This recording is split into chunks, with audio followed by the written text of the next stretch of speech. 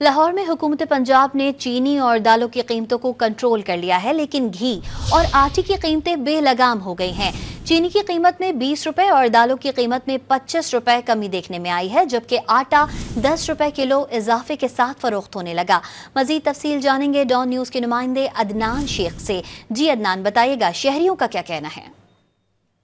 आज बिल्कुल पंजाब हुकूमत की जानिब से अवामदोज़ इक़दाम के बायस कुछ अशिया खुरोनोश की कीमतों में जो है वो कमी देखने में आई है। दालों की जो कीमत है उनमें फ़ी किलो में 24 रुपए जो है वो कमी आई है, जबकि चीनी की कीमत में 20 रुपए, जबकि घी की जो कीमत है वो इस वक्त आसमान से बातें कर रही है। मेरे साथ एक ग्राहक मौजूद है, इनसे बात करते हैं। तो मजदूर तबका है उसके लिए तो बिल्कुल ही कोई फायदा नहीं है कि जो इन्होंने महंगाई कम की है। हम मजदूर तबका या आम आदमी का हिसाब लगाएं तो कम अज कम 100 या इससे नीचे हो तो फिर बंदा अफोर्ड कर सकता है जो मजदूर तबका है।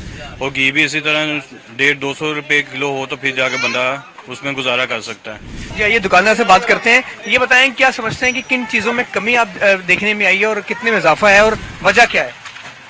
जी, अभी जो कमी तो आई है दालों में थोड़ी सी नॉर्मल सी, जो इतना कोई खास फर्क नहीं पड़ता, लेकिन जो उसके साथ उन्होंने जो चीज़ें बढ़ा दी हैं वो आटा, और उसमें आटा में इंक्रीज कर दिया, घी में इंक्रीज हो गया। आटा कोई आप अंदाजा कर लें 10 किलो जो तोड़ा ना, वो एक हफ्ते में 100 रुपए का फर्क पड़ गया। बिल्कुल, आपने दुकानदार की भी बात सुनी होगा। ये कहना है कि जो महंगाई है वो कम होने का नाम नहीं ले रही, ताहम हुकूमत को ऐसे इकदाम करने होंगे जिससे आम आदमी की जो अशिया खुरोनोश की जो दस्तरस है उसमें वो आप आसानी खरीद सकें। जी।